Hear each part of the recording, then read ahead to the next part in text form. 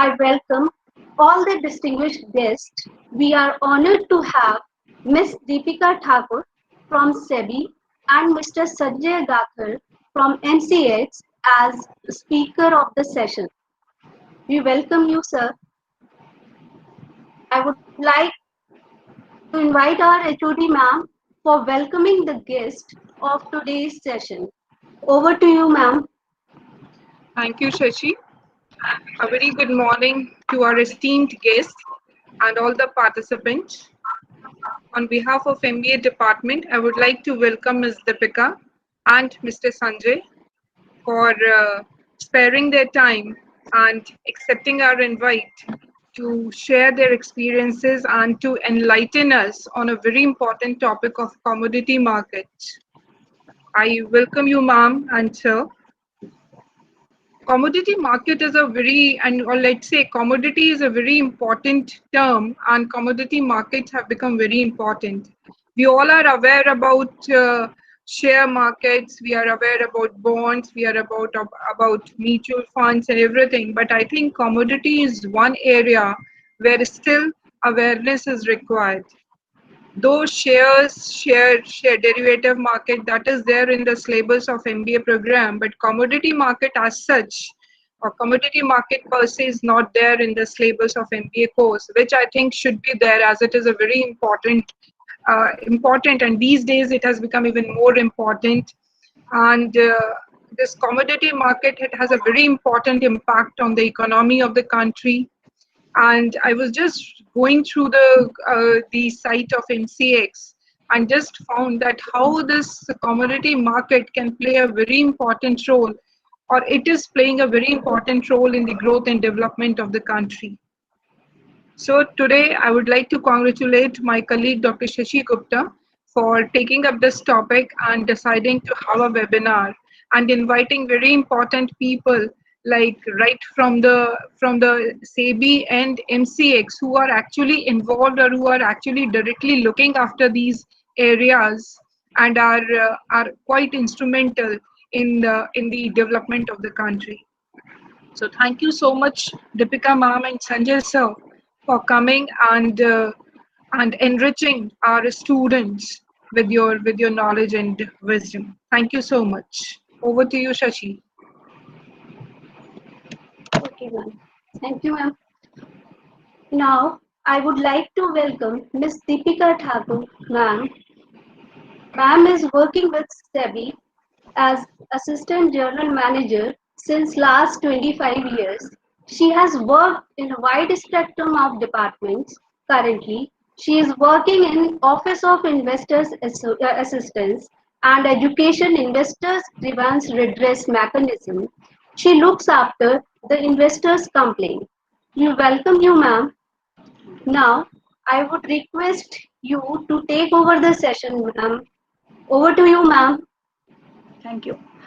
Good morning, friends. I am Deepika Thakur, Assistant General Manager, SEBI. So I will talk about SEBI, and for commodities, Mr. Sanjay will give you the details. So first of all, we'll just talk about the economy. India's economy is the fastest growing economy in the world. From 2014 to 18, what was the GDP? GDP growth was very high. That was 6 to 7%.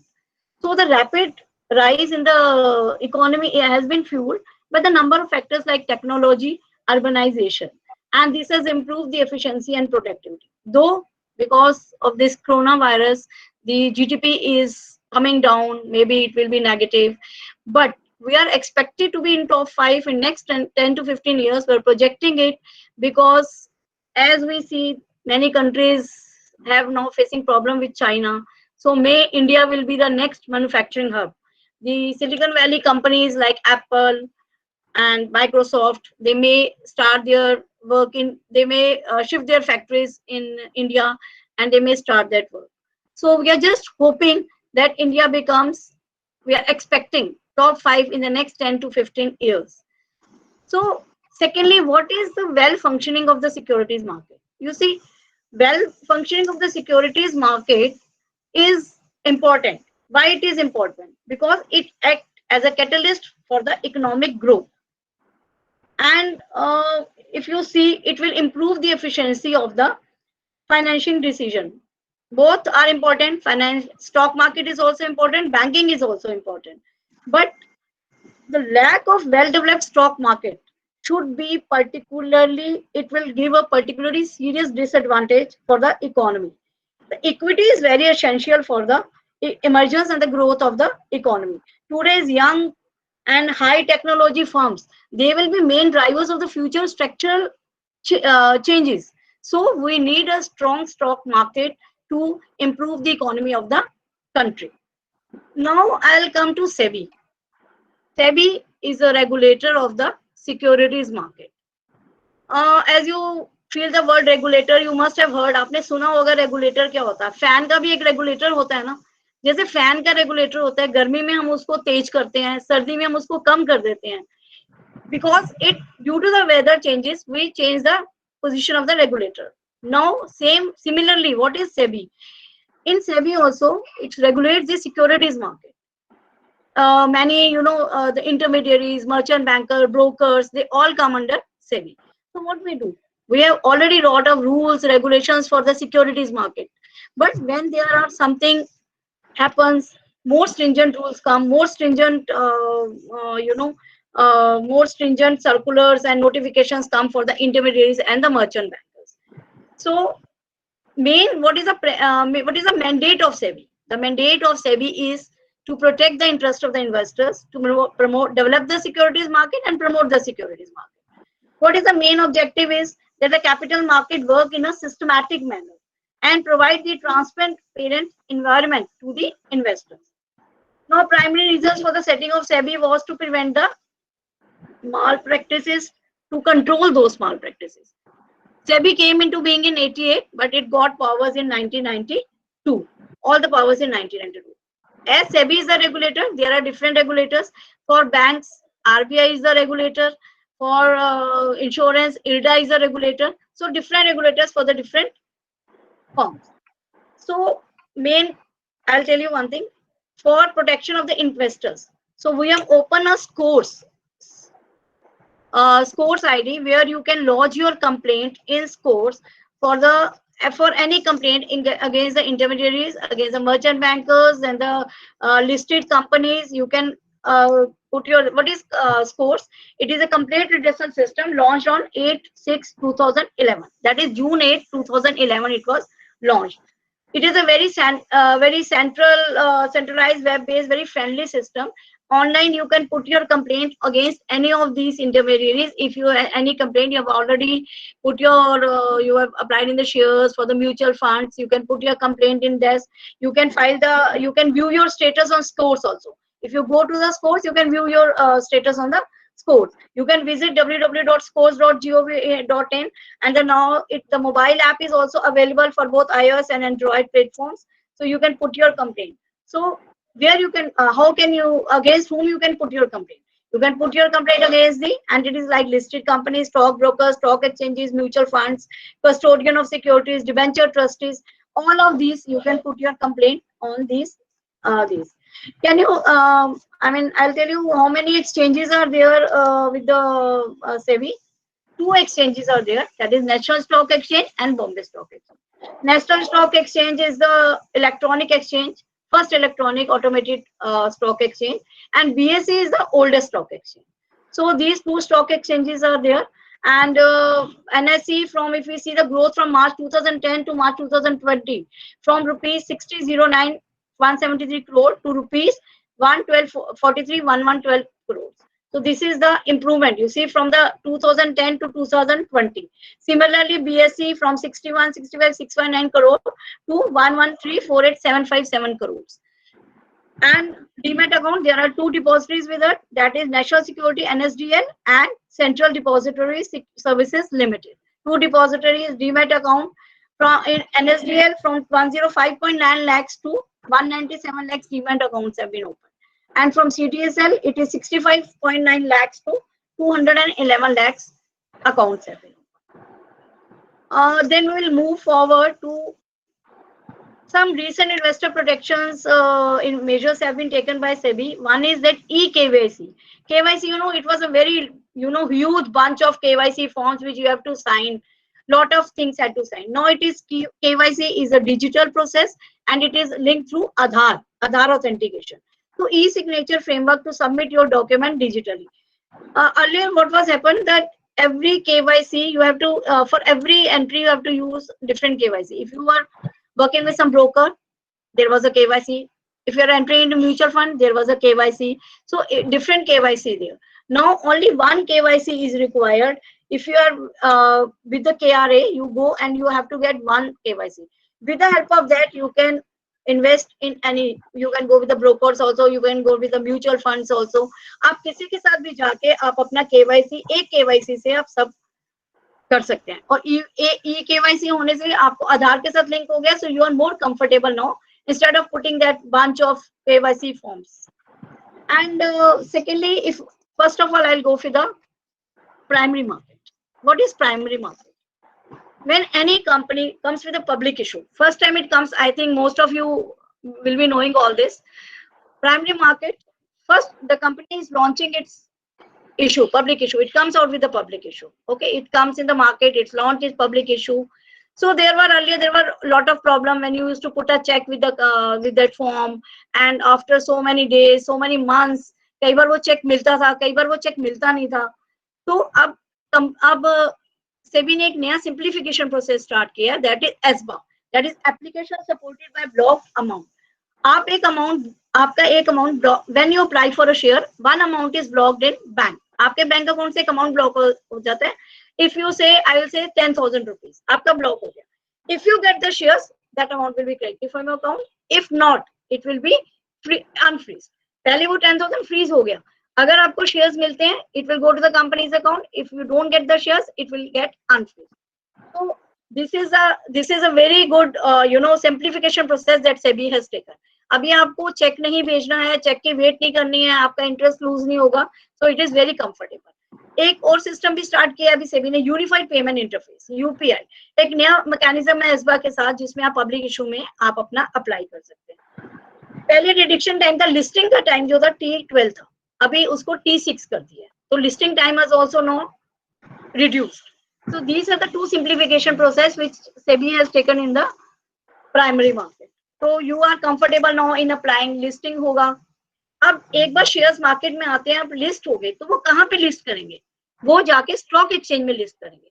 Now it depends on the company वो दोनों exchanges पे भी list कर सकती है, एक पे भी लिस्ट कर सकती है. It can either list on NSE, it can either list on BSE, और it can list on the both of the exchanges. तो उस पे लिस्ट करने से क्या है, you can easily trade it. तो उसको अब to improve ease, convenience and safety, now transfer of securities have been done dematerialised form. पहले क्या होता था, फिजिकल शेयर्स होते थे. You know what happened, physical shares fraud हो जाता था, लोग एक दूसरे से ले लेते थे, they used to take from each other, fraud करते थे. एंड मेन क्या होता था, फट जाते थे, वो टोर हो जाते थे, and it was of no use. Now SEBI has made a very recent investor protection के लिए, it is a measure taken by SEBI, that the share securities will be dematerialized. It has been done with effect from April 1, 2019. अब आराम से उसको easily convenience से demat हो गए. जैसे आपके बैंक अकाउंट में पैसे पड़े, आपके ब्रोकर अकाउंट में शेयर्स होते हैं, तो डीमैट अकाउंट में आपके शेयर्स पड़े. तो it is, there is no problem. आपका you have to, if you want to buy and sell, आप उस डीमैट अकाउंट से आप उसको बाय और सेल कर देते हैं. Then you have to be very now see if you are dealing with a broker, तो आपको ब्रोकर के साथ there is a DIS, that is called as delivery instruction slip, आपको साइन करके देना होता है. if you ask the broker कि आप इसको सेल करना है, बाय करना है, but you have to be very careful while doing that, because it is, you are giving them a signing check. The delivery instruction slip is to be signed by you and given it to the broker. So you have to be very careful while doing it. You can also give, अगर आपका interest बहुत है, आप बहुत ज्यादा share market में काम कर रहे हैं, तो पावर ऑफ अटॉर्नी भी आप उसको दे सकते हैं. But broker can not make power of attorney compulsory. It is not compulsory. It is up to you if you want to give the power of attorney or not. So to facilitate delivery and funds obligation with trades of investor, you can give the this power of attorney, and it is required to, but power of attorney required to avail internet based trading. Internet based trading होना चाहिए, तो POI आप आराम से दे सकते हैं. And authority to POI is what? It is authority to broker to operate investors account. वो आपके डीमेट और बैंक अकाउंट को डील कर रहा है.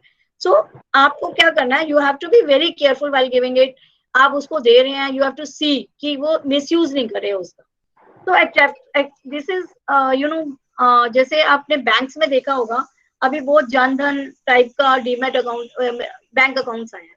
वो उन लोगों के लिए हैं जो सेविंग्स में 3000 और 1000 whatever is the saving amount, that is bank has to keep your amount in the bank account. उसी तरह से सेबी ने मतलब इस तरह का रिसेंट इन्वेस्टर जो आया, that is a basic service demat account at a very reduce cost to retail investor. जो लोग उसमें नहीं कर सकते हैं, जिनके पास पैसे नहीं है, वो उसके अंदर उनके लिए बहुत मिनिमल चार्जेस हैं या चार्जेस नहीं है, they can open that basic service demat account. Secondly, telephonic recording of all calls made by the clients, especially while placing order instructions with effect from April 1, 2018 is mandatory. आप कुछ भी telephone से कुछ भी call करते हो, उसको record होना अभी 2018 से मैंडेटरी कर दिया। पहले इसीलिए होता था, कोई प्रूफ नहीं होता था तो मिस हैपनिंग्स होता था, but now if you have that telephonic recording, so there will be no problem to you. अब टेलीफोनिक रिकॉर्डिंग हो रहा है, आप क्लाइंट आराम से अपना ऑर्डर प्लेस कर सकता है, and you have to be very careful while taking the recordings. So keep that recordings and it will help you in future. Then SMS and email alerts to investors on trade. जैसे अभी आपने देखा है कि आप bank में जैसे भी कोई एंट्री करते हैं तो इमीडिएटली आपको अलर्ट आ जाता है, ओटीपी नंबर्स मांगा जाता है।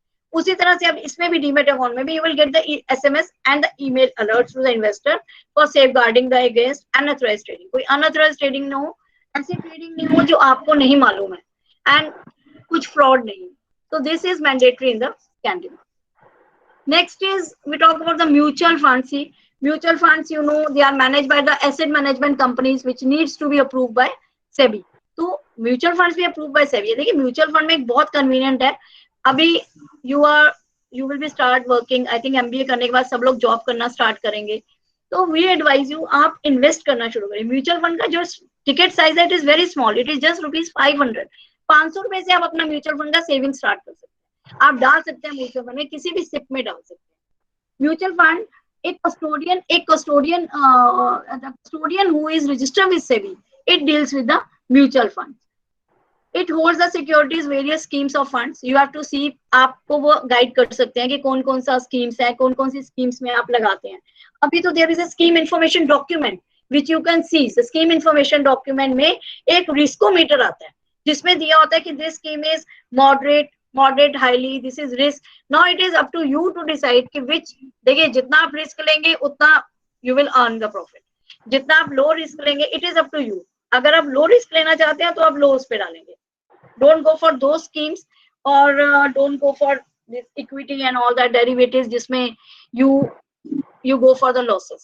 So then you start with that 500 से, उसको देखिए आप जिस भी स्कीम में लगा रहे हैं, आप देखिए कि उसमें रिस्कोमीटर क्या कहता है, उस स्कीम में कितना आपको it helps in that scheme. आपको लग रहा है कि नहीं बहुत रिस्क है, मेरे को स्कीम में जाना, then don't go for that. But main thing is that the mutual funds are also regulated by SEBI. All the complaints for the regarding the mutual funds can be done on the on SEBI scores complaint platform, which I have already told. अब अगर हम देखेंगे performance disclosure, mutual fund में open ended, close ended schemes भी है, ease of transmission भी है, and the investment in mutual fund, if you are a minor और आप म्यूचुअल फंड में डालना चाहते हैं तो it you can go through your guardian also, so that is also very convenient. There are some do's and don'ts which I will tell you about, but before that I'll tell you that one thing means, if we are going this program for investor awareness, we request you to go and start saving. अगर आप compounding करते हैं, PPF में डालते हैं, you can save wherever you want, banks में डाल दीजिए, पीपीएफ में डालिए, म्यूचुअल फंड्स में डालिए, anywhere you can go and start investing. पहले हम लोग क्या करते थे, मम्मी वगैरह होते थे, अभी भी शायद करते हैं, वो किटीज डालते हैं, कमेटीज डाल देते हैं, they keep in their purse, लेकिन उसमें क्या है, it is not a investment, it is a saving. वो सेव कर रहे हैं, इन्वेस्टमेंट का है जहाँ पे आपको इंटरेस्ट मिलता है, तो we should go for the investment. Now पहले और अब में यही डिफरेंस है, there are lot of things that are coming. Bank में भी आपको 3 या 4% सेविंग में मिलता है, but if you go for FDs I think 5 या 6% हो गया। If you go for mutual funds, वहां पे थोड़ा और कम ज्यादा है। सी पहले क्या होता था, we there are lot of, you must have heard about CIS, collective investment scheme। पहले क्या बहुत लोगों ने उन स्कीम्स में डाला है, तो उन स्कीम्स में क्या हुआ, people have earned lot of losses, बहुत लॉसेस में गया। उन्होंने बोला ये एक बकरी आपकी है, आपने बोला ठीक है आई एम पुटिंग 10,000, आपने बकरी नहीं देखी, आपने लोग नहीं देखे, आपने उसमें डाल दिया. So there is no scheme which will give you 20%, 25% returns.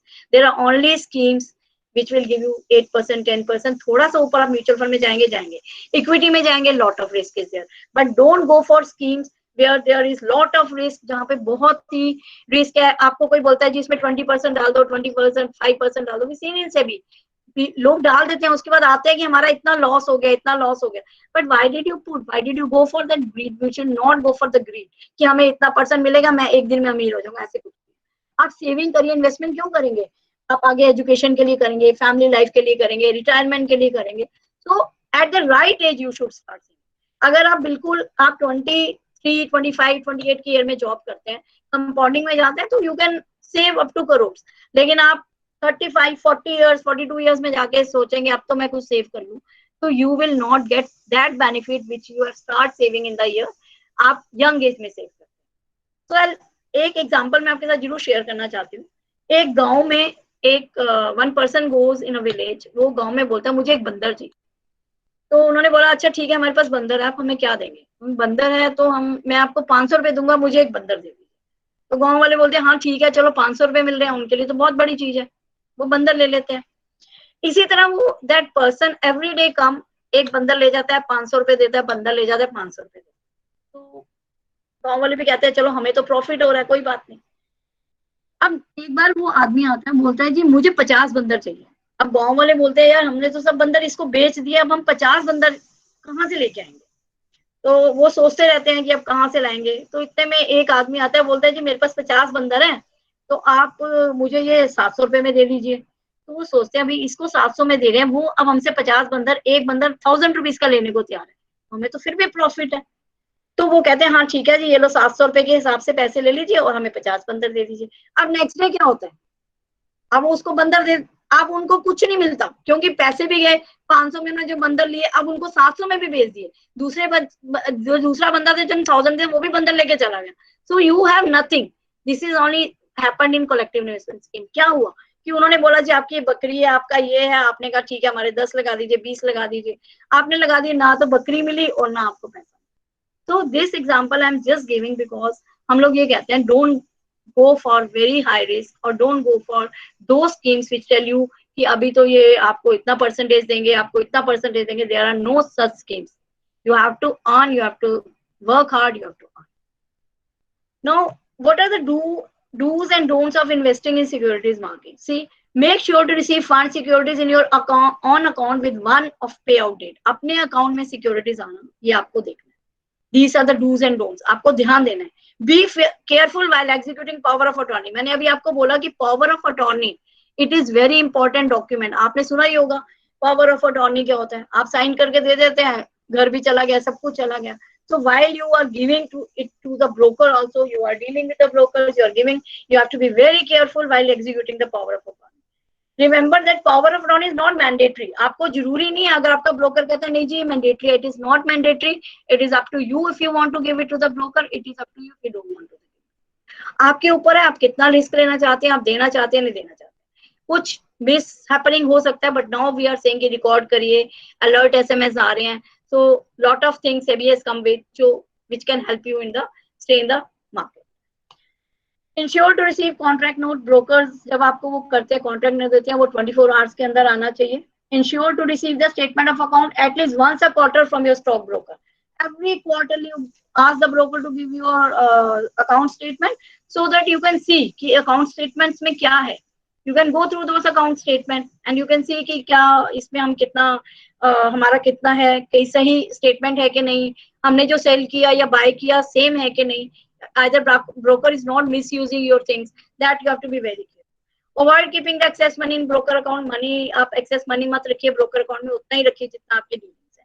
Ensure that stock broker does not pledge your security. अपना fund raise करने के लिए वो आपके misuse मत करे आपके उसको. Avoid keeping your delivery instruction slip. मैंने अभी बोला जैसे POA है, ऐसे delivery instruction slip don't sign and give it to the broker. You have to be very careful. Regularly verifying balances of securities in your demat account, आप अपने account में check करते रहिए, आप देखते रहिए कि आपके टाइम पे अपडेट योर मोबाइल नंबर, अगर आपका मोबाइल नंबर चेंज हो रहा है, whenever it is change, you just change, you give it to the broker, you give it a change of address to the to your broker or your wherever you're investing. अगर आपने listed company के shares लिए हैं, हमने ऐसे भी बहुत cases देखे हैं जहां पे वो उनके रजिस्टर्ड एड्रेस चेंज नहीं होते हैं, and the companies also, the listed companies also, they will never they will if you have your dividend and anything, अगर आपका एड्रेस चेंज हो गया, the listed company will never give until they have that updated address, they will send everything on your old address. If you complain कि मेरे इस address पे नहीं आया, तब तक नहीं मिलेगा जब तक आप उसको नया एड्रेस नहीं देंगे, नया मोबाइल नहीं देंगे. So whenever you change all these things, you should inform your broker, your GPs, or your all the listed companies where you have your you have got the shares of those companies. आप वहां से dividend ले रहे हैं, कुछ भी आपको मिल रहा है, शेयर्स मिल रहे हैं, शेयर्स आ रहे हैं, तो आप उनको पूरा चेंज कीजिए. Because these type of the complaints we are getting कि मेरे को डिविडेंड नहीं मिला, मेरे शेयर्स ट्रांसफर हो गए, मेरा अकाउंट चेंज हो गया, मेरा डीमेट अकाउंट चेंज हो गया. अगर आपका चेंज हुआ है तो आप दीजिए उनको, अगर आपका एड्रेस चेंज हुआ है तो आप उनको दीजिए, क्योंकि this will help you to this will ensure कि आपका comfortably you are getting your things in your account. SEBI complaint redressal system, मैंने आपको बताना, it's a very good this is course is a very good base this is investor friendly system.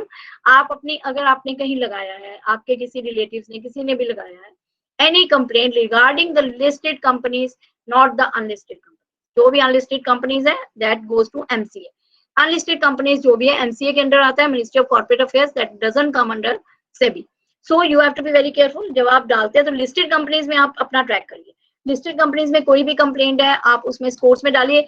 आप खुद भी operate कर सकते हैं, आप स्कोर्स में जाइए, आप अपनी कंप्लेंट, ई कंप्लेंट है, you can see your complaint. आप ये भी देख सकते हैं कंपनी क्या रिप्लाई कर रही है, सेबी क्या रिप्लाई कर रहा है, एंड यू कैन सी कि अगर आपको लग रहा है कंफर्टेबल है, you can again put your, you can see the action taken report by the company. आप again, if you are not satisfied, आप अगेन से रिमाइंडर डाल सकते हैं, and it is very friendly. You can, instead of sending physical complaints, which are SEBI अभी उसको avoid कर रहा है physical complaints को, we are encouraging the investor that put your complaint in scores. Paperless काम करिए, स्कोर्स में डालिए, and you will be able to, जैसे आप अपने बैंक अकाउंट के स्टेटमेंट इंटरनेट में देखते हैं, हम नेट बैंकिंग करते हैं, सेम तरीके से आप स्कोर्स में अपनी कंप्लेंट्स को देख सकते हैं. I have already told you that you can complaint against the listed company, mutual funds and the registrar, STA, brokers, सब ब्रोकर्स, आप किसी भी उसमें आप अपनी कंप्लेंट डाल सकते हैं. नाउ सेबी वेबसाइट में आप अपनी उसमें डाल सकते हैं, http://investor.sebi.gov.in में you can put your complaint. SEBI का टोल फ्री नंबर भी है, if you want to note, 1800227575, Monday to Friday from 9:30 to 5:30. आज सेबी करके भी एक आपका वो है, आज sebi@sebi.gov.in. Email ID for the investor assistance for general queries, अगर आपकी कोई जनरल क्वेरी आप इस पे आज सेबी पे भी डाल सकते हैं. सेबी वेबसाइट https://www.sebi.gov.in, आप इस पे भी अपना देख सकते हैं. सेबी की काफी सारी चीजें हमने इस पे डाल रखी है. और what we advice to the investors, हम ये एडवाइस करते हैं, please be aware of your rights and responsibilities. आपको पता होना चाहिए कि क्या आप कर सकते हैं, कि ब्रोकर्स आपके साथ, आई थिंक अभी जो मैंने सेशन लिया है, शायद थोड़ा सा, बहुत ज्यादा मैं आपको एक्सप्लेन नहीं कर पाई, बट आई थिंक थोड़ा सा मैंने जिस हिसाब से एक्सप्लेन किया है, I think you will be able to know what are your rights and responsibilities. You are aware कि, एंड आई थिंक आजकल के बच्चे तो बहुत ही स्मार्ट है, उनको इतना बहुत जल्दी सब कुछ समझ आ जाता है. तो right and responsibilities, you can see you be aware of that, take informed decision, do proper due diligence while investing. ऐसे नहीं है, अरे वो आपने वो कुमार साहब वाला एड भी देखा होगा, अरे वो उन्होंने बोला इसमें डाल दो, मैंने डाल दिया, but you are not aware आप किस में डाल रहे हैं, तो बाद में आप किसी को ब्लेम नहीं कर सकते. So you should be very, while taking your decision, you should be do proper due diligence. देखिए आप जहाँ पे डाल रहे हैं, you are satisfied or not. अगर आपको लगता है नहीं नॉलेज है, तो आप you have to first read all the documents. आपने म्यूचुअल फंड में भी देखा होगा, आता है कि आप अपने डॉक्यूमेंट्स रीड करिए. वो इसीलिए बोला जाता है कि कल को कोई प्रॉब्लम होगा, डॉक्यूमेंट्स में काफी डिटेल में दिया होता है.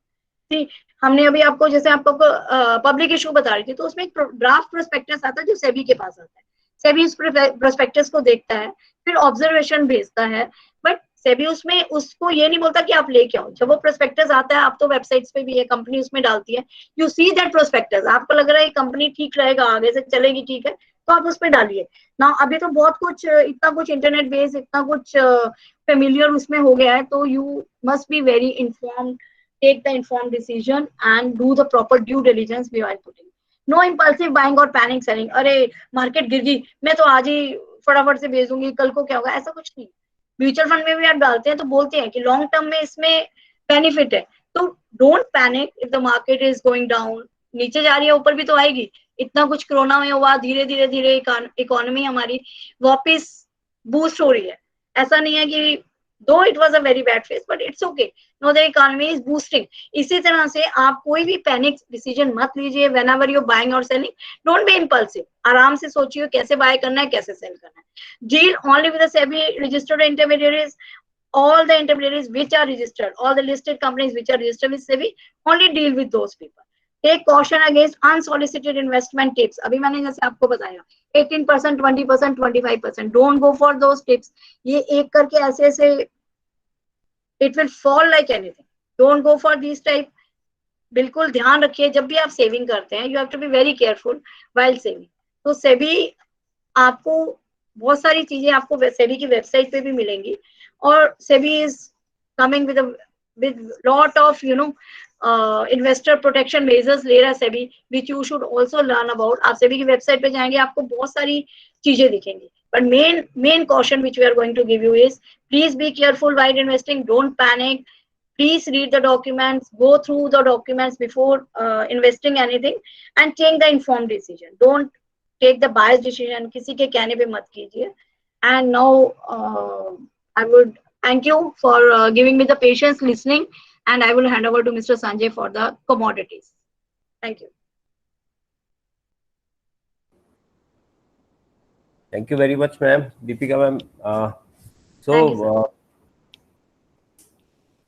As probably as students or as teachers from the faculty side, you would be observing the financial markets. So Deepika ma'am represents the regulator SEBI, which is one of the best regulators in the world, and they have various markets under their supervision and control. So the role of SEBI, as told by Deepika ma'am, is to develop the market, to regulate the market, and to protect the investors. So commodity futures market is one of the markets under the regulation of SEBI. I would be covering the macro framework of why commodity markets exist, and as students you should understand that framework within the limited time that we have, half an hour or 45. I would request you to be kind of patient with me for another 35-40 minutes, and the takeaways which I expect from this session would be that you have a framework of understanding of the market and the various types of instruments which are traded in the market, and what is the potential of this market in terms of career, and where are the various career opportunities. So I would build my presentation around this. I would be sharing a small presentation, so I would request you to be with me on the various slides. One second.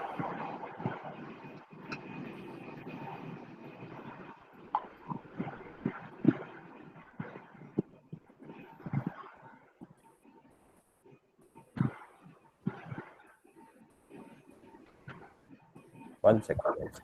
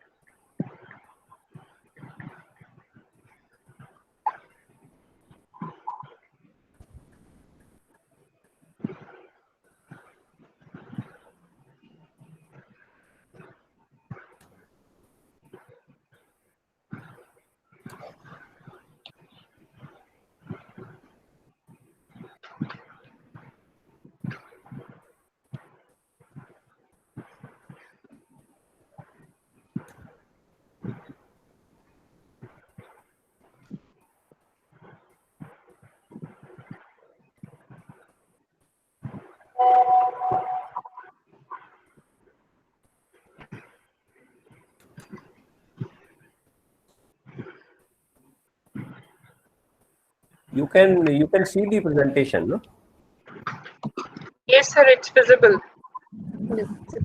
So as I said, there are various types of markets in the world. So whenever we talk about financial markets, the immediate market which comes to our mind is the stock market, and the second market which we probably have an idea about is the forex market.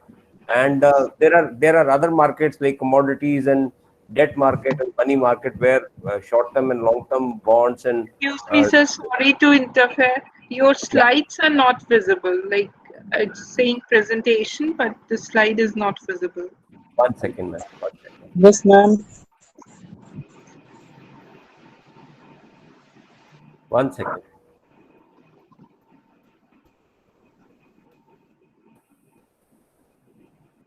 I think I am working on this for the first time. This Google Meets. Normally we do on Zoom. And should I send you my presentation, Shruti ma'am? Would you be able to share it? Yes, Yeah. you can. Yeah, you. Yes, sir. Yes, sir. 1 second.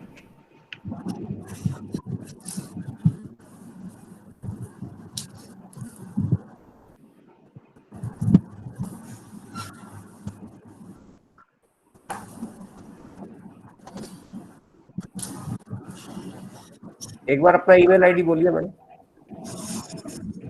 Shashi.Gupta shashi.gupta at imsec.ac. IMS EC EC dot AC. AC.in. Yes, sir. In.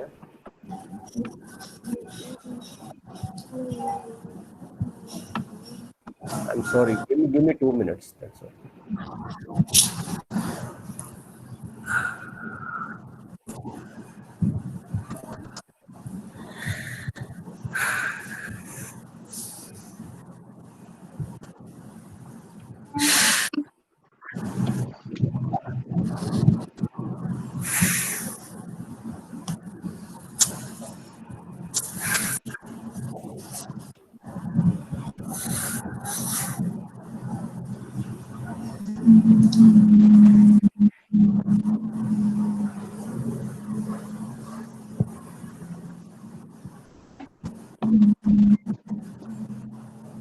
भेजिए madam एक बार. Excuse me, sir. Yeah. Sanjay, I've sir, sent it. sir, please switch on your camera for photograph.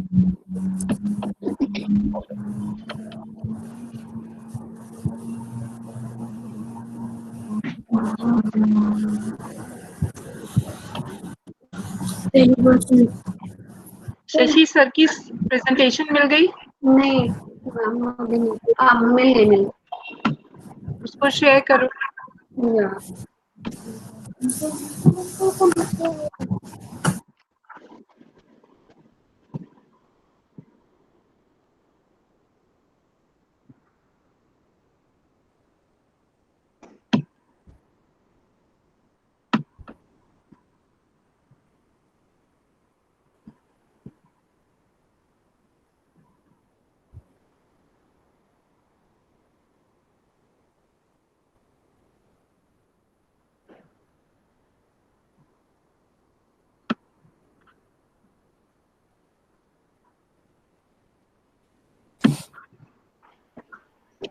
Just a minute.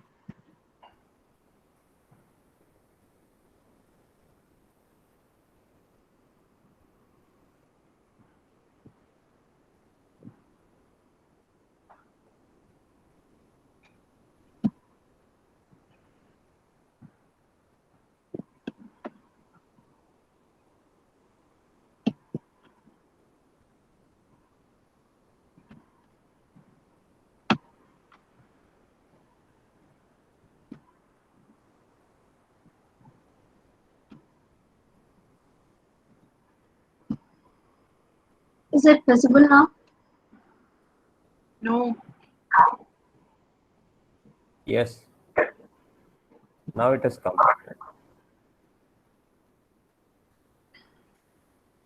So can you shift? I would keep requesting you to. Oh, Kind of shift. yes. Yeah, sure. Sir. Is it visible to participants? Please tell me. Yes, yes.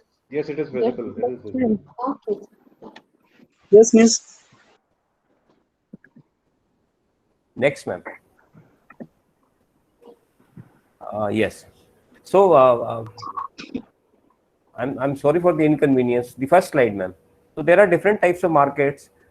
Commodity markets. Commodities are the first stage of the value chain. For example, for the shirt we are wearing is coming from cotton, and cotton is produced in farms. So there is a farmer who produces cotton. The seeds are removed, and threads are made. Threads are converted into garment, and garment is stitched to make the shirt. So that is the entire value chain. So whenever you think of a commodity, you think of a raw material, and for example, gold is also a commodity, and commodities are generally not branded. If you are given a blind test, for example, on Pepsi and Coke, probably you would not be able to tell which one is which. So they are generally not branded.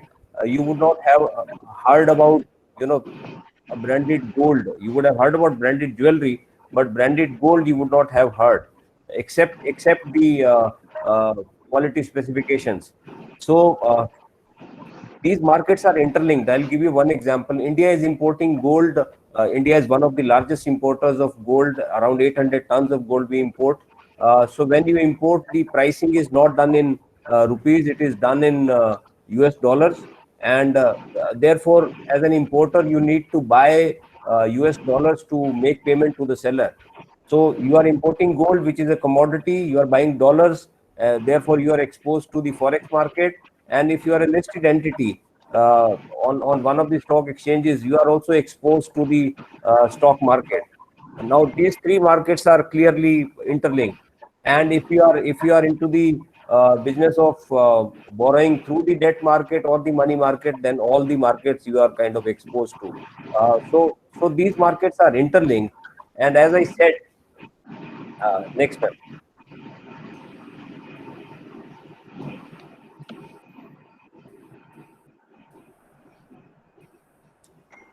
As I said, commodities are the first stage of the value chain. So you would not be, they are identical to each other. You cannot make out, whether this item belongs to this manufacturer or the other manufacturer. Think of steel, think of the iron rods, think of rice, think of chana, cotton, all the products at the first stage of the value chain, where you would not be able to distinguish them. So generally not branded, and because they are not branded, how do you ascertain the quality of these raw materials or commodities? So there are industry wide accepted grades or quality standards which are acceptable to all, known to all, and that is how these commodities are traded. For example, when you say 24 karat gold, everyone knows what is the purity of that gold. In the case of cotton, for example, we say the fiber length should be 29 mm. So when you say 29 mm, that is the length of one fiber of cotton, and below which the cotton becomes inferior, and above which the cotton is of extra fine quality. So these industry wide accepted norms are what define the quality parameters of commodities, not the brands. So next, ma'am.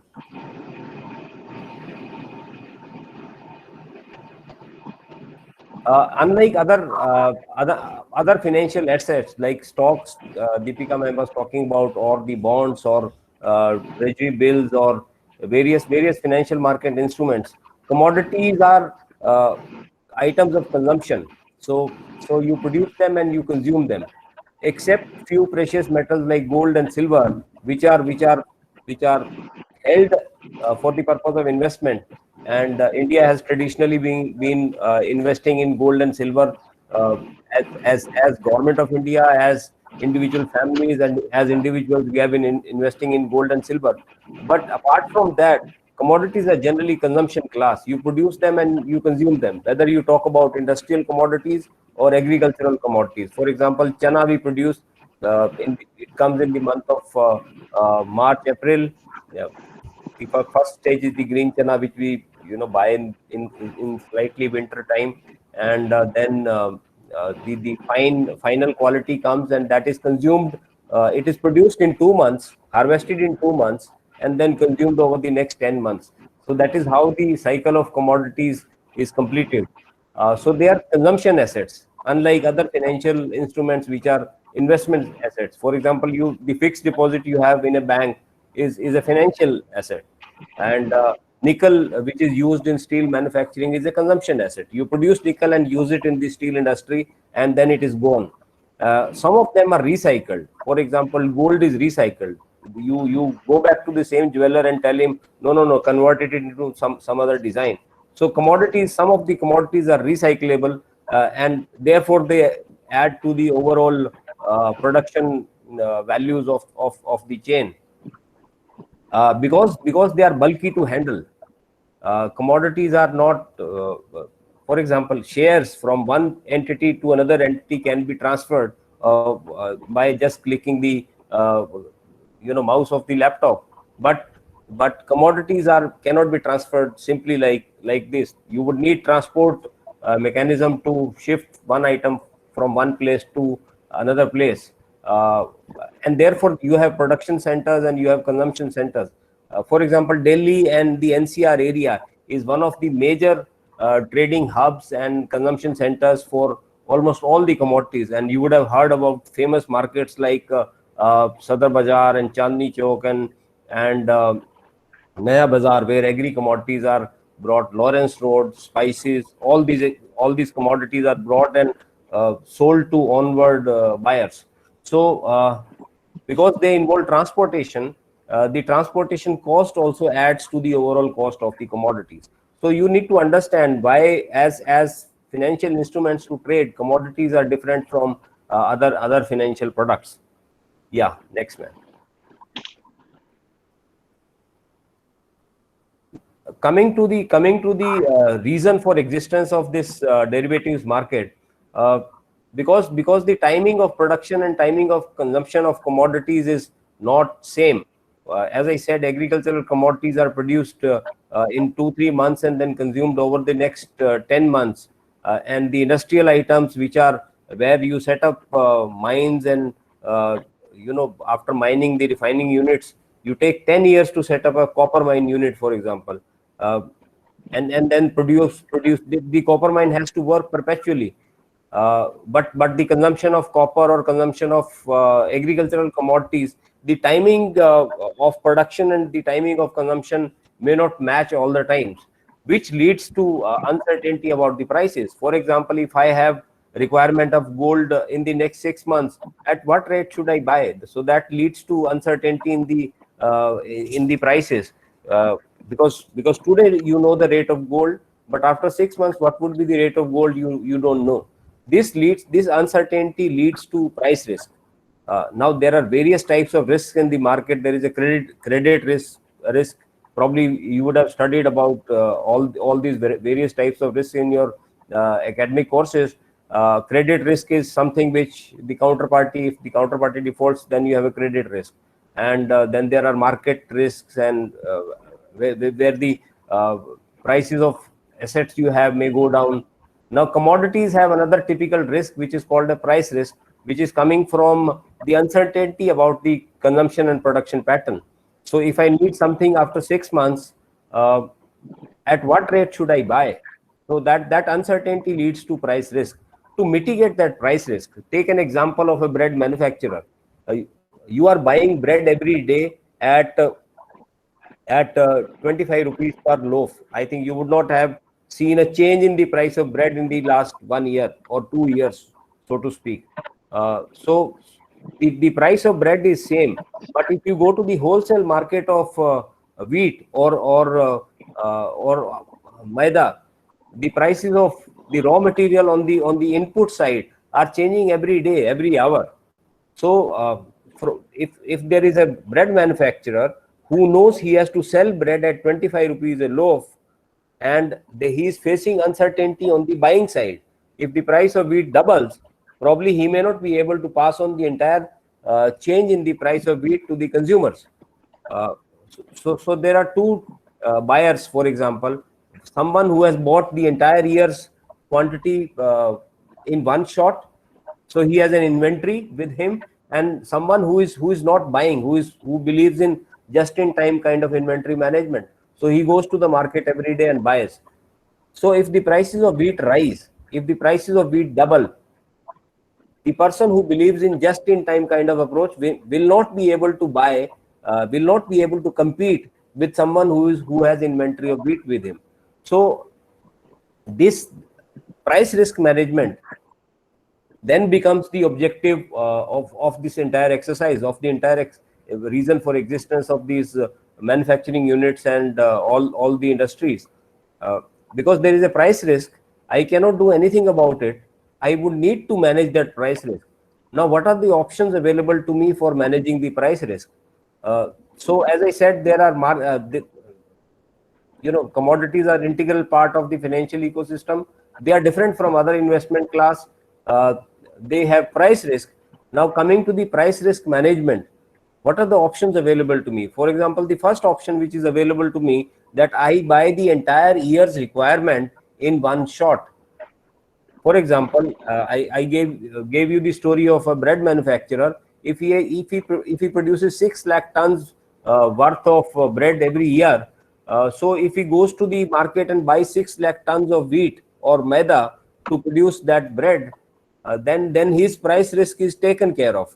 But the challenges which come from this exercise would be like, he's in the business of making bread. He is not in the business of storing wheat or storing maida, and then he has to incur rental charges, storage charges. He has to insure the product which is buying for the entire year. So this kind of transaction where you go to the market, make payment, and buy the entire quantity is called a spot market transaction, because you are doing everything on the spot. You are making payment and you are buying the material. So this is one way of managing the price risk. सारा सामान मैंने आज ही खरीद लिया, तो मेरे को price risk किस बात का? For example, आपको if you need 100 grams of gold after 6 months, so you can go to the jeweler and buy 100 grams. Then the risk is taken care of. So you fix your price, and then that is the end of the story. So this kind of transaction where you go to the market, make payment, and buy the material is called a spot market transaction. Now, spot market transaction for individuals may be still okay, but for large manufacturing outlets or entities, that is not the perfect way of handling price risk management, because one, that you would need to buy a humongous amount of raw material, and the second is there would be quality change aspects. The third most important part is that you are the return on your investment is kind of directly impacted by how much you are able to rotate the working capital which you have. And if you block the working capital for throughout the year, then probably you would not be able to efficiently kind of rotate that working capital. So as a manufacturer, I am not looking at buying the entire year's quantity for my consumption. So the second option which comes to my mind is I enter into some kind of agreement with the supplier that, okay, you supply me say 6 lakh tons of wheat flour for the next 1 year, and this is the supply schedule, and these are the prices we have fixed.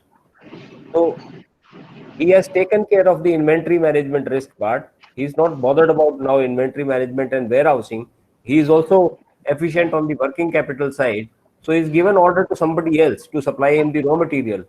This kind of transaction where the delivery is not immediate, you have decided all the terms in terms of what quality you want, in terms of the supply schedule, in terms of the pricing, and this kind of transaction which is done between two parties is called a forward kind of transaction.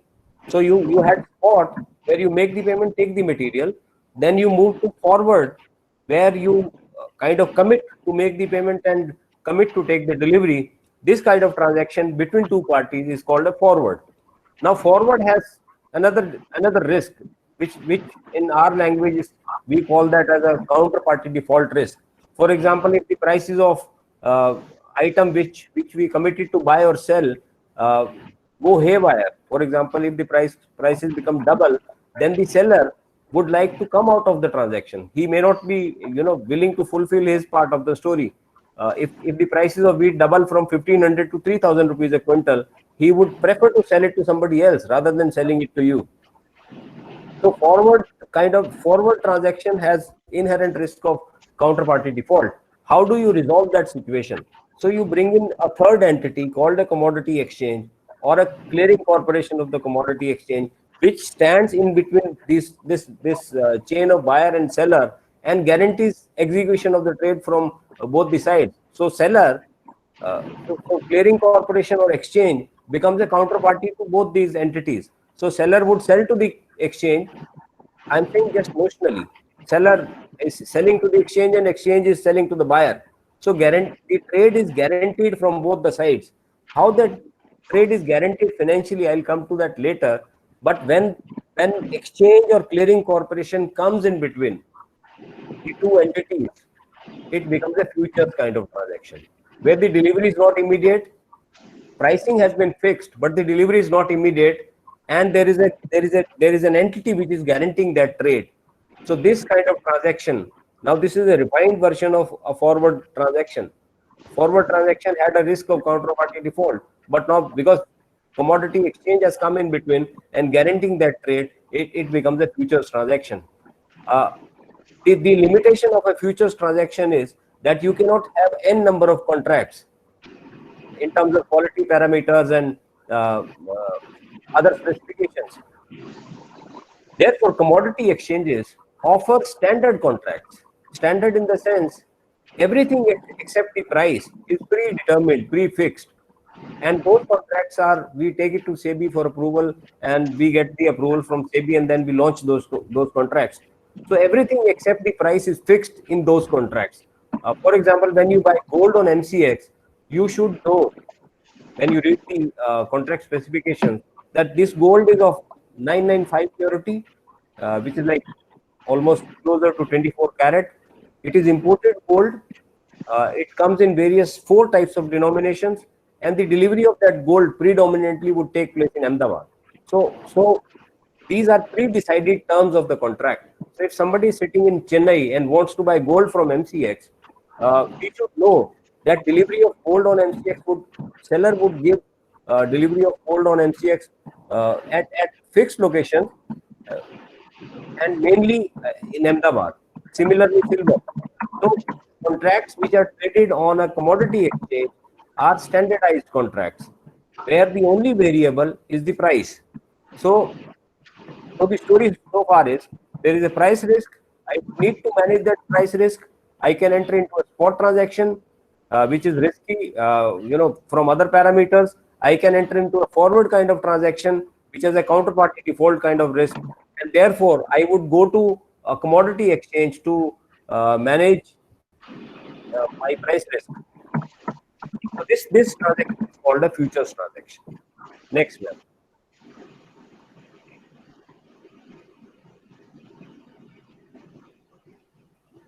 Next. I'll talk about it, but later. Next.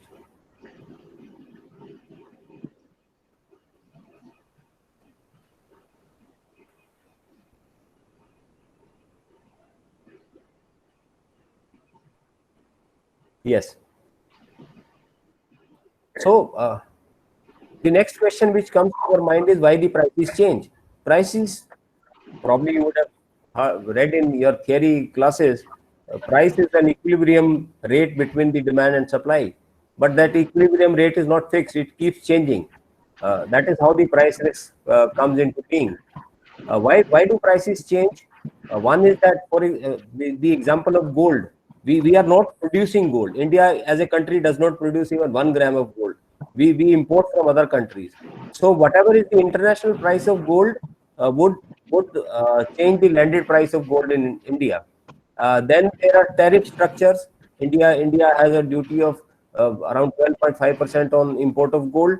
That duty can also change. The third important part is the forex rates. So if now you have decided to buy gold, but and the exchange rate is $80, 80 rupees to a dollar, but when the material comes, when the consignment comes, if the exchange rate moves kind of unfavorably to you, it becomes 90 rupees to a dollar. Probably you would need to pay 10 rupees per dollar more. So if you had imported say $1 lakh worth of material, so you would need to pay 10 lakh rupees more for the same amount of gold. So the prices in the international market, the forex rates, the geopolitical factors. You would have heard that Iran is one of the major producers of crude oil, but because of sanctions by different countries, Iran is not able to. If you put sanctions suddenly on a country, the availability of crude oil in the global market would reduce. Uh, Therefore, these geopolitical factors also lead to changes in prices, then changes in trends, consumption trends. For example, if everyone decides to buy an electric vehicle, the demand for petrol and diesel would go down. So if globally, if everyone shifts to electric vehicles, the rate of crude oil, which leads to production of petrol and diesel, would obviously crash down. So these are the various factors which lead to price changes. Now, you cannot avoid a price change. You have to manage the price risk. An entity who does this, entity who manages the price risk, is called a hedger. I am an importer of gold. I don't want to have that price risk on my head. I want to manage that price risk. Because I'm importing gold, I would be called as a hedger. And the entity to whom I am transferring that price risk is called an investor or an arbitrager. There are various nomenclature given to entities who take that price risk. Yeah, next one.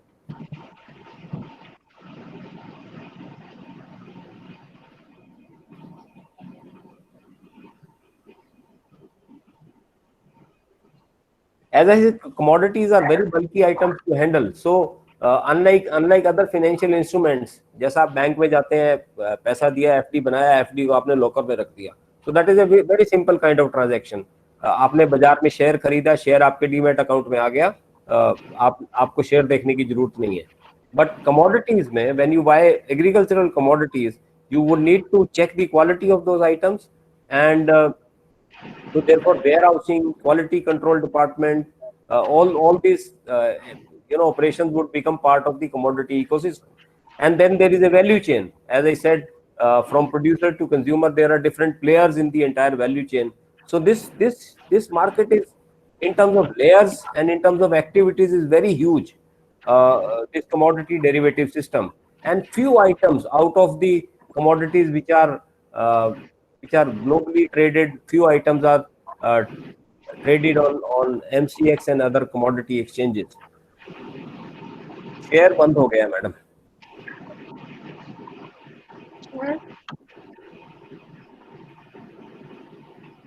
Yes. Next. So it is already shared. Yeah. Next. So as I said, SEBI has given approval for 91 commodities to be traded on a commodity exchange, and all those commodities are classified into four segments.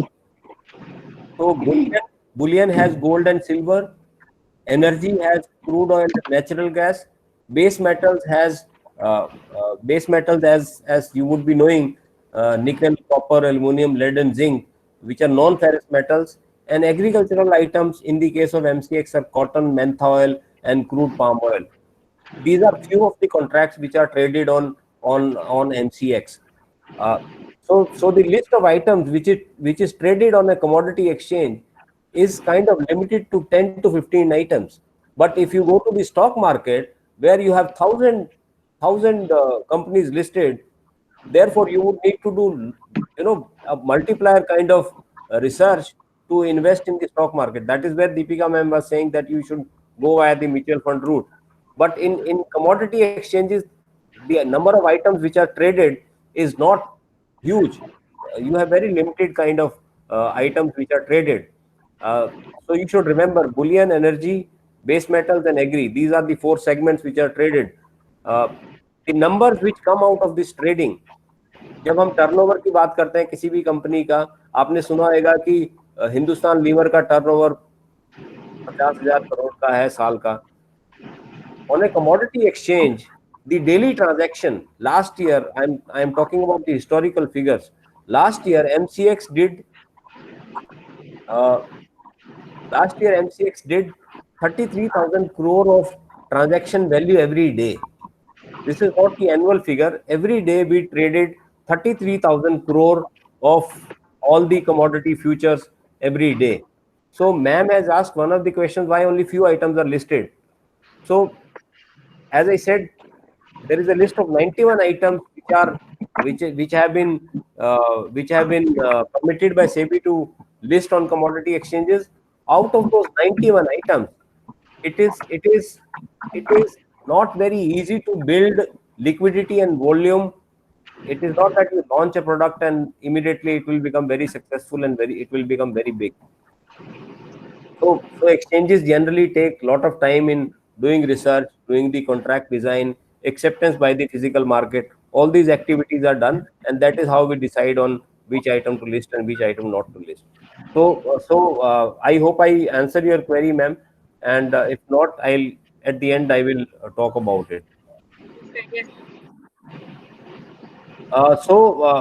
As I said, 33,000 crore of transaction every day on MCX takes place, and there are other commodity exchanges also, but MCX has a share of 97 to 98% of the market. I will talk about one contract, one or two contracts, and then the same formula you can replicate for other contracts. So I will talk about gold and silver. Next, ma'am.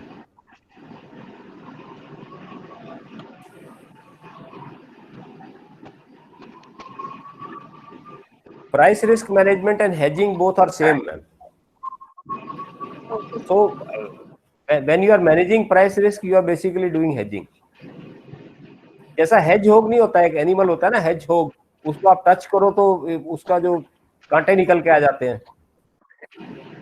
So hedge hog is removing uncertainty by bringing out those needles on his or her body. So that is from where this term hedging is coming. So you are managing your price risk by virtue of being part of the commodity ecosystem. Next, ma'am. Christina, please. Yes, yes. Next screen.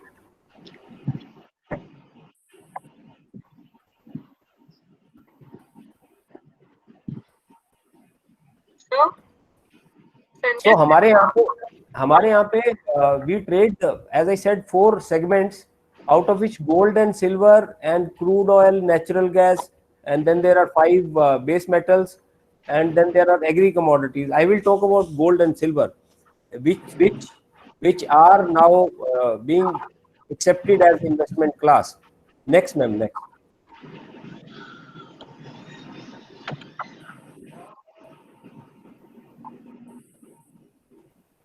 Next. ये मैं सारा बोल चुका हूँ. Okay, let us stop at this. Yes please, अभी रुक जाइए. So gold MCX में right from 1 gram to 1 kg trade होता है. So there are 4 contracts which are traded. 1 gram is 1 kg contract is now worth say 55 lakhs, and 100 grams contract is 5.5 lakhs. Then you have 8 grams contract, which is another 1/10 se niche of 55,000, and gold petal is 1 gram. So all these contracts are designed to cater to different market segments. So 1 gram is for retail investors, and 1 kilo contract is for importers who want to hedge their price risk. So if you want to buy gold from MCX and the delivery of gold happens in Ahmedabad, it is one of the purest variety of gold which comes on MCX. So if you can buy 1 gram also, you can buy 8 grams also, and you can buy 100 grams also. The delivery would happen in the month for which you have contracted to buy. For example, the nearest month for gold 1 kg is October now, 5th of October. So if you buy October delivery gold on MCX, the delivery would come from 1st to 5th in the last 5 working days of that contract. So these are compulsory delivery contracts. If you buy on MCX and if you are standing till the expiry of the contract, you would need to make the payment and take delivery of the material. If you are a seller and you have sold material on MCX, and if you are standing till the expiry of the contract, you have to bring the material and deliver as per the specifications of MCX and deliver to the buyer. So when you do a transaction on MCX, when you buy gold say worth 55 lakhs on MCX, you are not expected to pay the entire 55 lakhs in the beginning. You are what is expected from you in terms of payment is the initial margin, which is like 10%, 10 to 12%. So instead of paying 55 lakhs, you would pay to the broker an amount of 6 lakhs. Now this margin which you pay upfront is called initial margin, and if you are standing till the expiry of the contract, then we would come back to you asking for payment of the entire amount, and that is how 1 kg of gold will be transferred to your demat account. So as I said, there are 4 products. Silver में 30 kg, 5 kg and 1 kg. 3 variants we have. Gold and silver both are delivered mainly at Ahmedabad. There are other delivery centers also, but mainly at Ahmedabad. Now students should also know a term in the financial market which is called the volatility. So if you Google volatility, there are various formula to measure volatility, but because we have come from the +2 kind of stream where we would have read about mathematics, so standard deviation is a crude way of explaining what is volatility. Volatility is the up and down movement of the prices. So in any financial market where you trade or where you invest or where you research, volatility is very important term. And because when the markets are more volatile, the price movement is very high and very wide. The next part which I am going to cover, I'll just speak about it. That is in terms of complexity, that is little more complicated. So gold and silver compulsory delivery. So all these are futures contracts. SEBI has also in the year 2017, SEBI has given permission to us to launch options. Now options are right to buy and right to sell. You are not buying, you are buying a right to buy, and you are selling a right to sell. Right to sell or right to buy. One example I will give you. There is a real आपने कहीं पे घर खरीदना है. The value of that house is 1 crore. By paying advance of say 10 lakhs, you have bought a right to buy that house at 1 crore. Now, if when the period is over, 6 months or 3 months, for whichever period you had contracted, after 3 months, if the value of house is 1.5 crore, you would definitely buy at 1 crore. But if the value of house comes down to 50 lakhs, you would tend to forego that amount of 10 lakhs which you gave as advance. It does not make any sense to buy a house for 1 crore, the value of which in the real market is 50 lakhs. So you would forego that amount of 10 lakhs which you paid as advance to the seller. Similarly, options market in commodities or stock market works on the same lines. There is an asset, underlying asset, for which you buy a right to buy or you buy a right to sell by paying an amount, as in the real estate transaction, by paying an amount called a premium. So options market would have a strike price, would have a premium, would have expiry date similar to the futures contracts, and there would be different strikes at which you can buy and sell.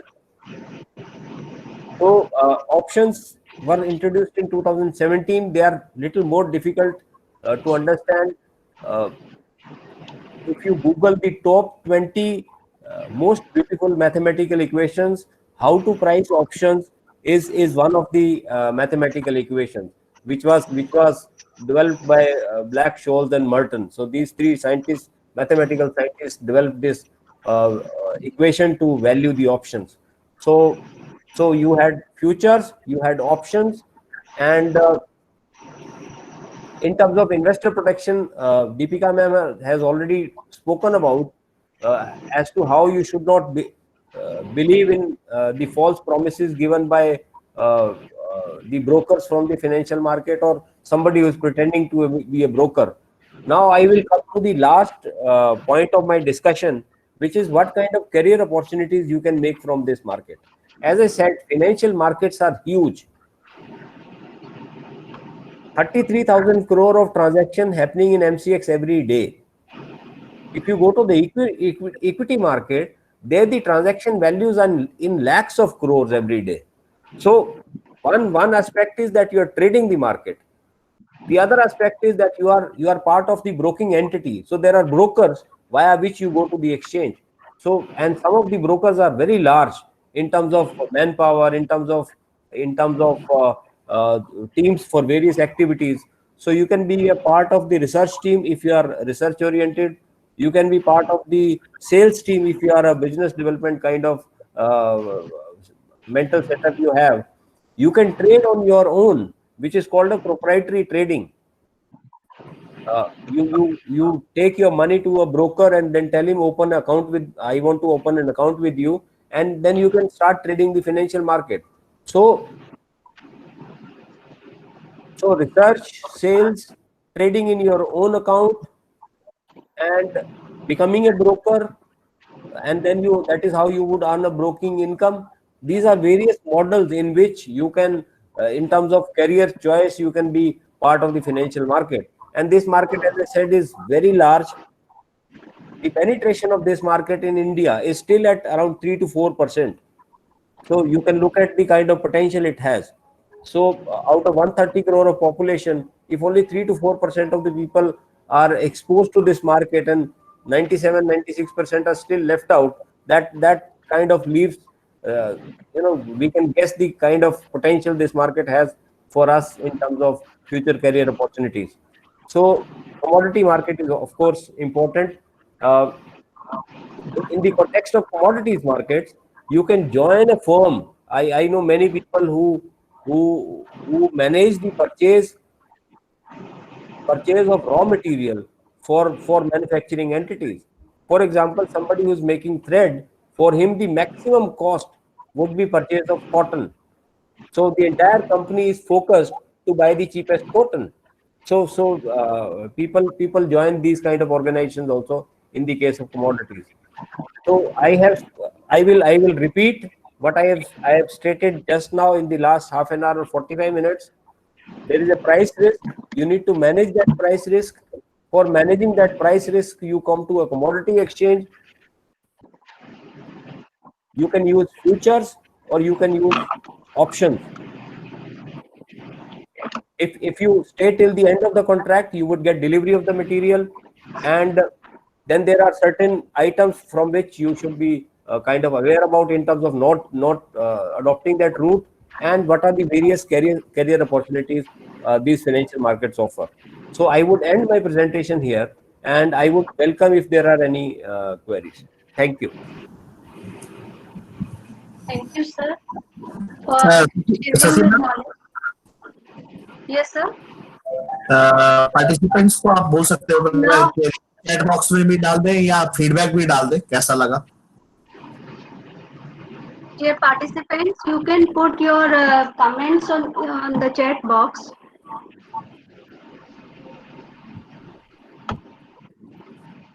And you can put your queries also. You can ask your questions also to unmute your speakers.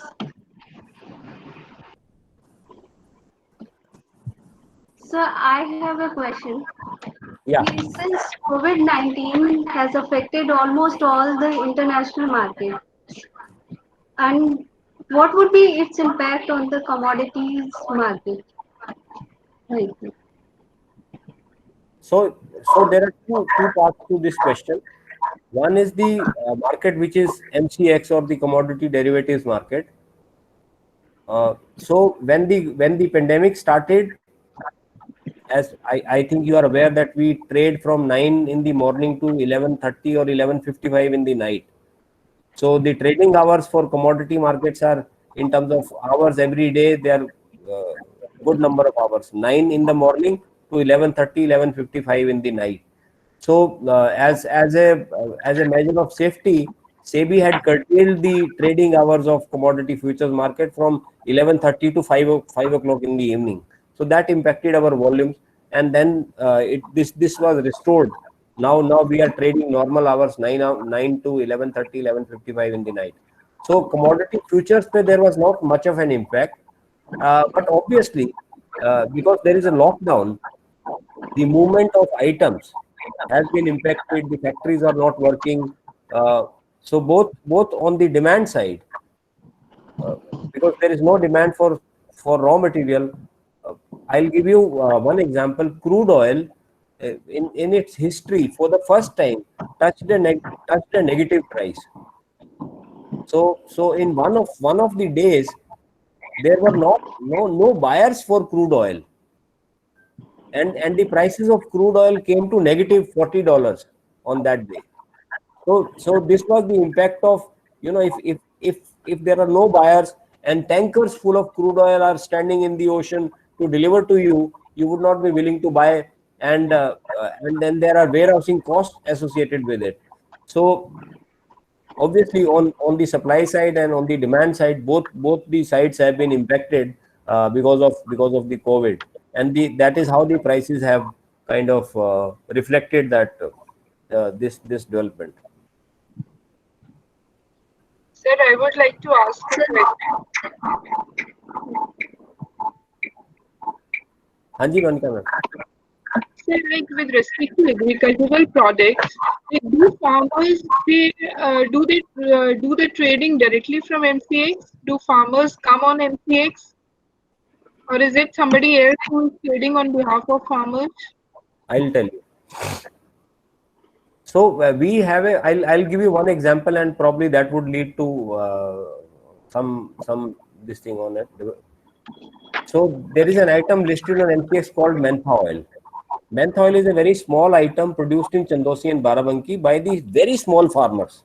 It is not a regular agricultural item like wheat or rice or pulses. It is a very small item. आप broadly ये समझिए कि पुदीने का तेल निकाल रहे हो. Mentha oil is that. Right. And it is a side agricultural item. It is not the main item, but it is exported. If you club the entire production, it is exported. So farmers, before this item was there on MCX, they were at the mercy of exporters and cartels as to what prices they were getting.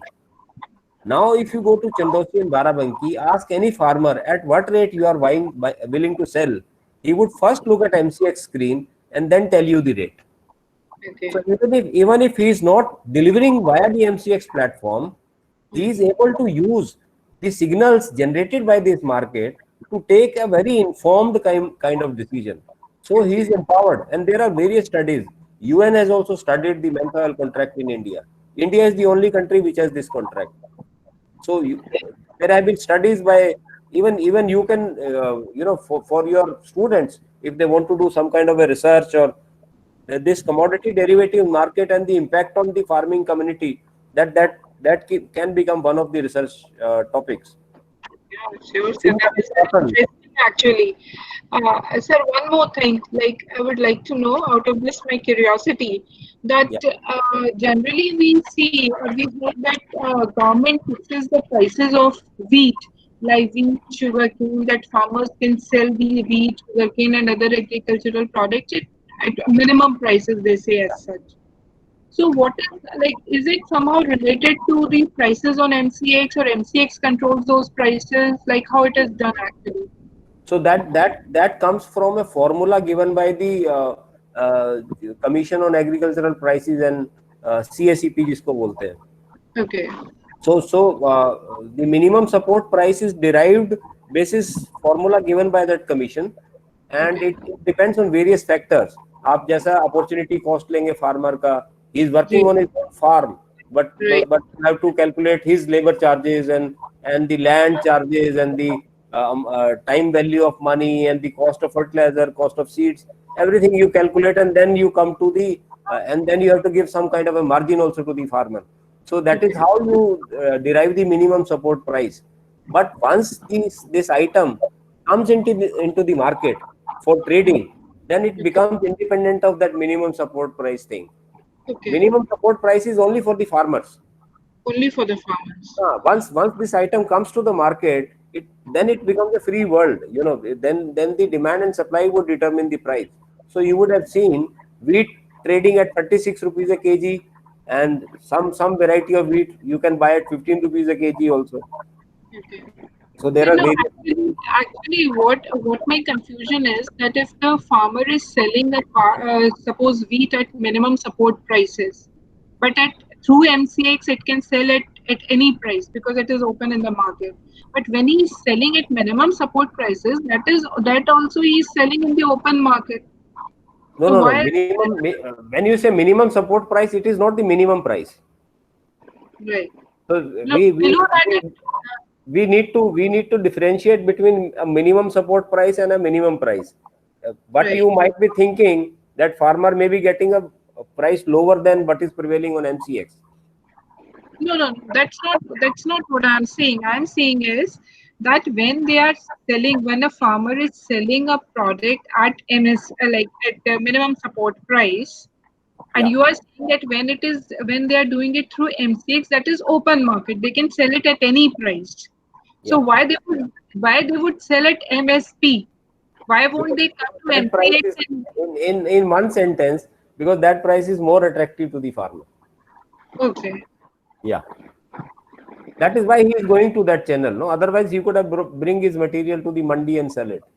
Right. Because he is not getting that price in the mandi at open rates, he is selling via the government route.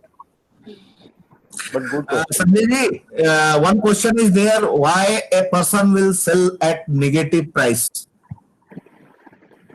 It is the very very crude way of answering this question is, जैसा हमारे घर के बाहर कबाड़ पड़ा रहता है, उसको हम उठवाने के पैसे देते हैं. So material that kabad can be anything. It can be used also, but sometimes to dispose of that material, you make payment to somebody to lift that material. Crude oil के केस में क्या हुआ? Production has to continue because there are उसको pump तो करते ही रहना है. ऐसा तो नहीं है कि रोक सकते हैं. If you go into the technology of extraction of crude oil, those units have to work continuously भले ही नहीं हो, you can stop, but there was enough production and there was no demand. Now those crude oil stocks you have to keep somewhere and incur warehousing charges. Now if the warehousing charges are more, for example, you are storing crude oil in a tanker and the tanker has no destination to go, where to, and those tankers are very expensive to store material, so they have to offload the material. Now they will offload the material at any price which they are getting. That price can be negative also. So that is what. One more question related to which is a profitable to trade, futures or options? Profitable करके तो Pandey ji stock commodity exchange वाले तो क्या ही बताएंगे profitable क्या होता है. That is for the broker to tell. As regulated entities, we cannot talk about profits and losses, but generally options are difficult instruments in terms of understanding, and something which is more complicated, obviously less people use with a defined set of knowledge, and therefore have more trading opportunities. Any further query from any participant, they can ask without question. Sir, one more question. So during this pandemic time, as you had given the example of crude oil, that the tankers were there on the shores and nobody was there ready to buy them. Maybe because of the storing cost was more. There was no demand, but the Yeah. storing cost must also be high, and that's why they were not ready to buy. But can you share some more examples, like where the demand was not there, but still the investors, they bought those products because they might be at that time they were getting at low prices. Something like that happened during this time. Potato का example भी ले सकते हैं. So, It's like just if you remember anything, because it could have happened that the storing or the inventory cost is less, and so people bought it during that time so that they can use it in the future, because this time they were getting at low prices. this question is little difficult. I would need to come back to you. Sure, sir. On the excess side, I can give you many examples. Okay. For example, Pandeji was talking about potatoes which are thrown on the roads by farmers because they are not able to pay for the cold storage charges. Potatoes are stored in cold storages. They are not just stored in the normal store warehouse. So cold storage Agra में आप जाओगे वो बोलेगा मेरे को 5 रुपए चाहिए season का 1 किलो पे 5 रुपए उसको तो 50 पैसे किलो बिक रहा है आलू. So why will it be 5 rupees? So on the excess supply side, I can give you many examples. But what you are saying is because the thing is cheaply available, I should buy now. So I will come back to you.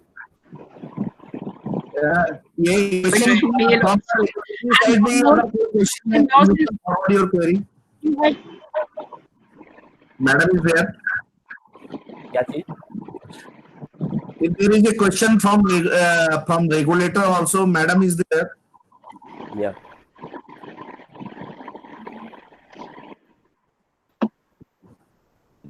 But I think you Give an example of potatoes.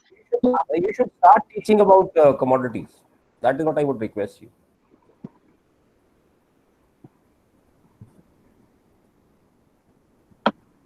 New market, very important market. Yes, sir. So my question is both to Deepika ma'am and Sanjay sir. Like when such things happen that we see that farmers at loss and they are throwing the potatoes or onion on the roads because there are no buyers. So is there any regulatory mechanism which the government can think of or the government is doing in order to curb such practices, or like say not curb such practices, whereas they can help or support the farmers or the producers as such? I will give you 2 examples, ma'am. One is the minimum support price. So that Government of India declares for many items in advance. Right. And that minimum support price, you would have heard of only about rice and wheat, but that minimum support price is there for 15 other items. Okay. For pulses, for oil seeds, many items are there for which minimum support price is declared. Now the other part where the item is perishable and the prices just crash and the farmer is not able to sell even at 50 paisa a kg or they are throwing on the road, then the government, depending upon the situation, intervenes by virtue of market intervention scheme. This is not a perpetual activity like minimum support price. This is time specific. So if potato is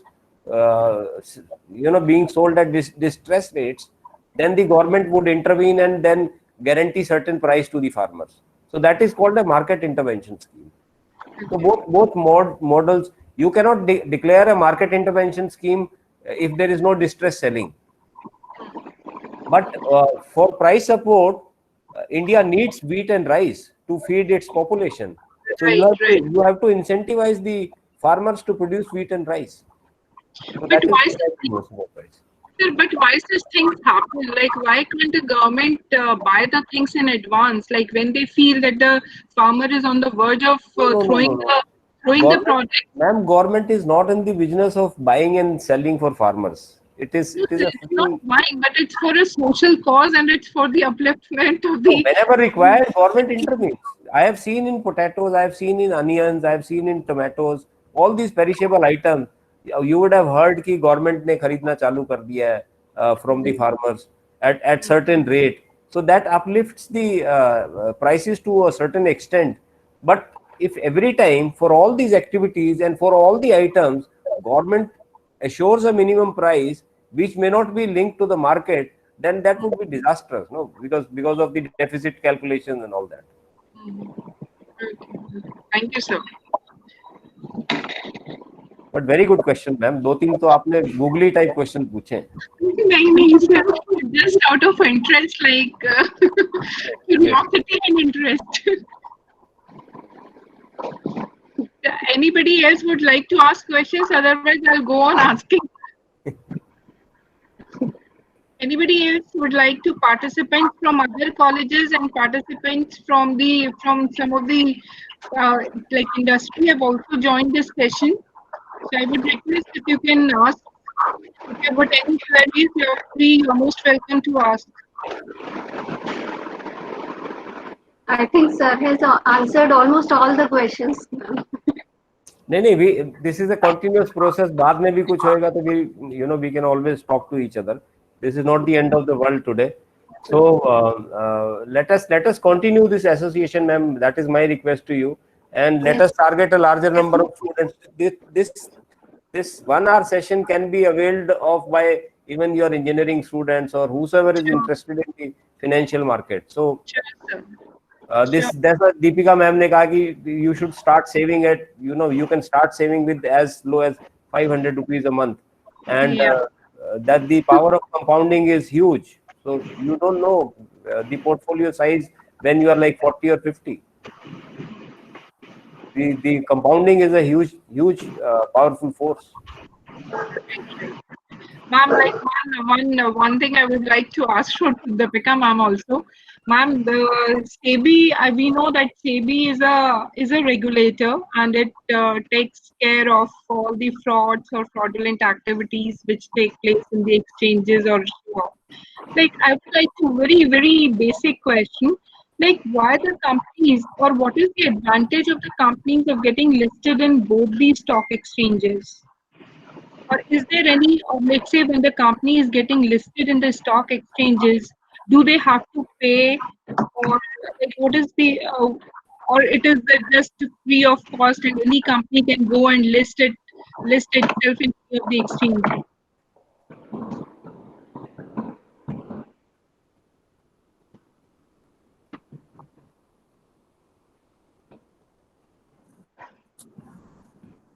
I would like to ask connection problem है. Actually, any company which want to come with the IPO, they have to get themselves listed on. आपकी आवाज clear नहीं है sir. खाली उनको नहीं है connection का प्रॉब्लम, पांडे जी को भी है madam.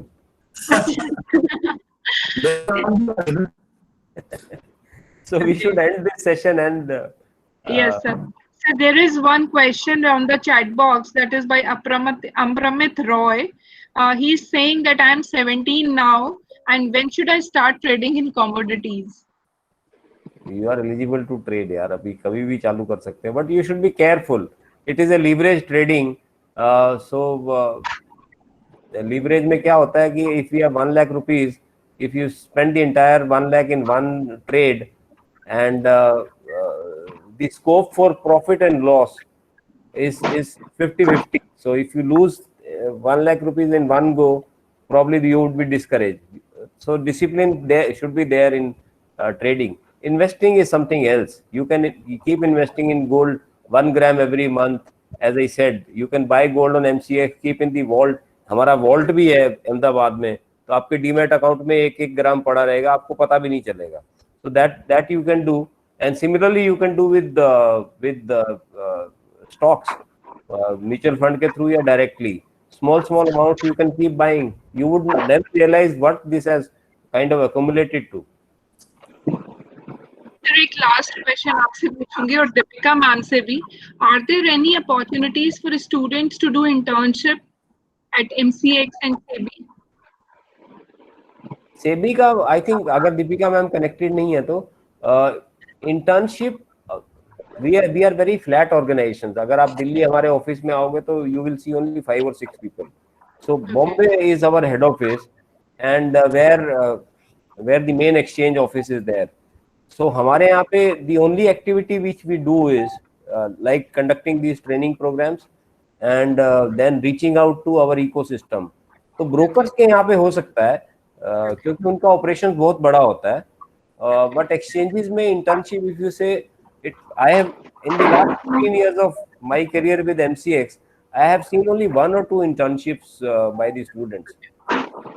So brokers obviously, because they are in the business of financial market, तो उनको अलग अलग काम करवाने का इच्छा रहता है, एचआर में हो गया या रिसर्च में हो गया या बहुत सारा एक्टिविटी में, बट हम we take care of only the business development, very limited opportunities in MCX in Delhi, but Mumbai probably you can approach.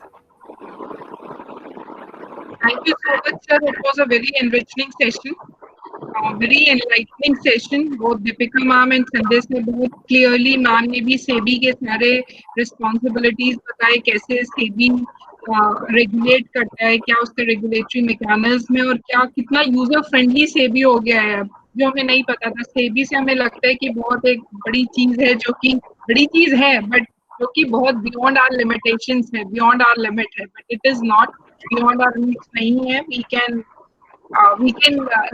easily interact with SEBI. That's what I have true.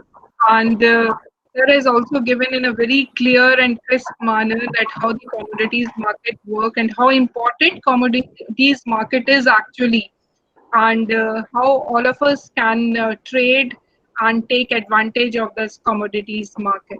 And of course, we will be helping, contributing for the growth of the country also.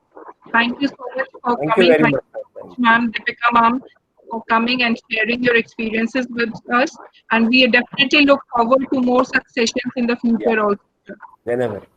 Shashi ma'am, thank you, and Monica ma'am, thank you very much. Thank I'll you so remember much, sir. please. So all of you, please switch on your camera so that we can have a nice photograph with all of you. Deepika ma'am.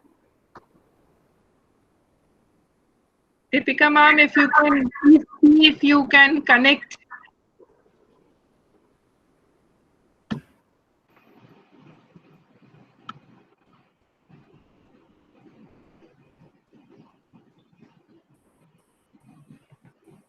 Ashish, are you taking the photograph? Sorry, ma'am. My internet. I'm having problem with my internet. So Oh, no problem, ma'am. I missed something. नहीं ma'am, आप बिल्कुल right time पर हैं. Thank you Deepika ma'am. Thank you, sir. Thank you very much. Yeah. And Thank you so ma'am, much. you can, if you have any questions, you can note down my email ID also. It is deepika@sebi.gov.in. I can help you on that also. And then share ask करी हुई है, Sebi. Share करी हुई है madam हमने. Okay. Thank you.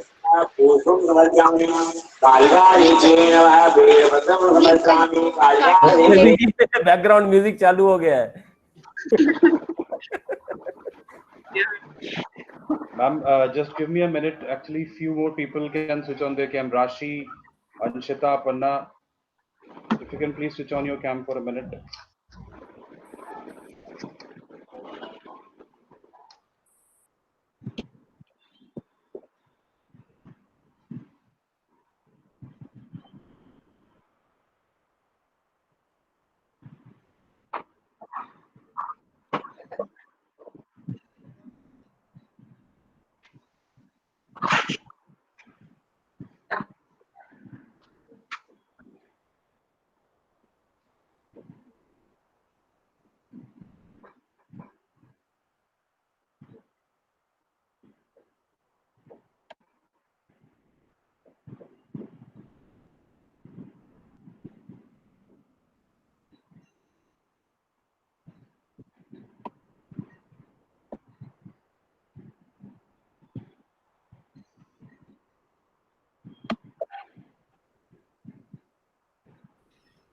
Thank you. Thank you very much. Thank you, sir. Thank you, sir. Thank you, ma'am. Thank you, Deepika. Welcome, ma'am. Anytime.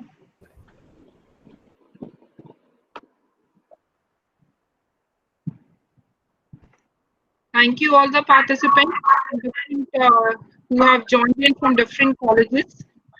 And good to see you here. You all will be getting the e-certificates once you complete the feedback form, which has already been shared, I suppose. Yes, Shashi?